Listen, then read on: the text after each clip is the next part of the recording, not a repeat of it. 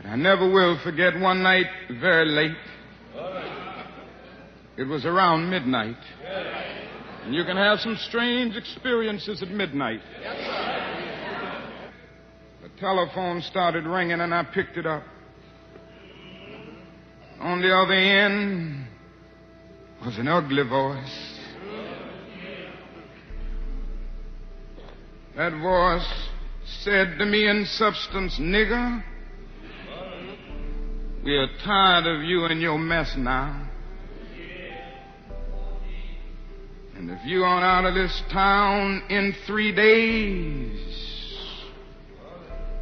we're gonna blow your brains out and blow up your house." I've heard these things before, but for some reason that night it got to me. I turned over and I tried to go to sleep, but I couldn't sleep.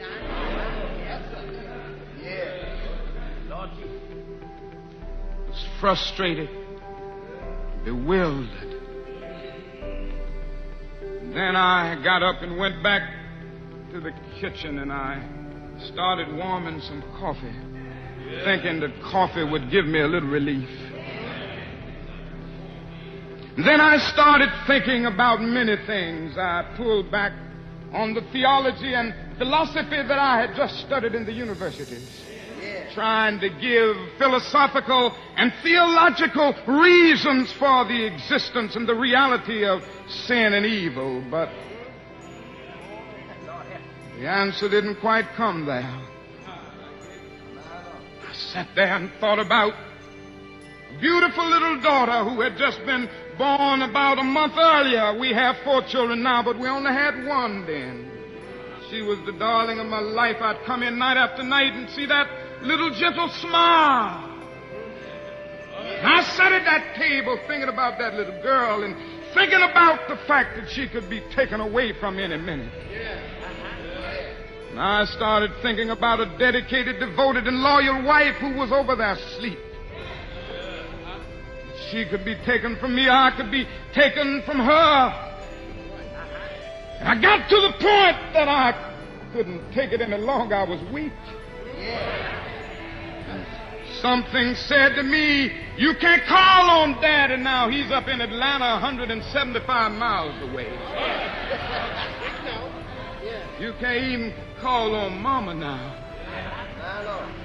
You got to call on that something and that person that your daddy used to tell you about. That power that can make a way out of no way."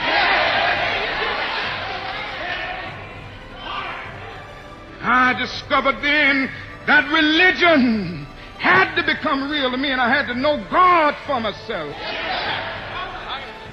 And I bowed down over that cup of coffee. I never will forget it.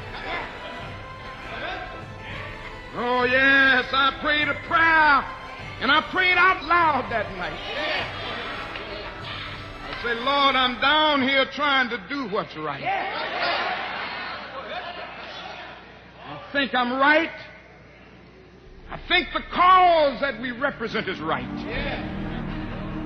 But, Lord, I must confess that I'm weak now. I'm faltering. I'm losing my courage.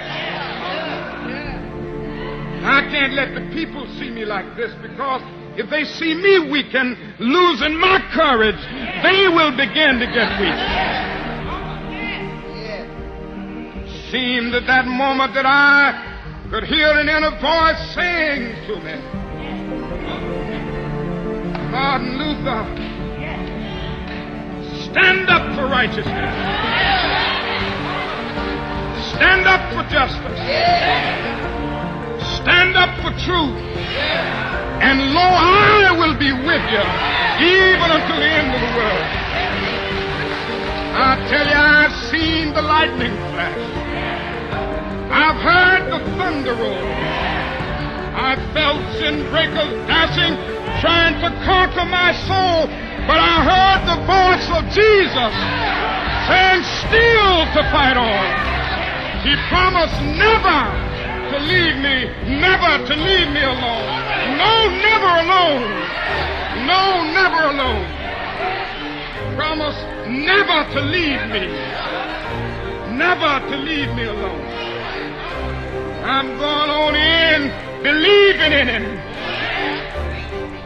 You better know him and know his name. Know how to call his name. Don't be a fool. Recognize your dependence on God.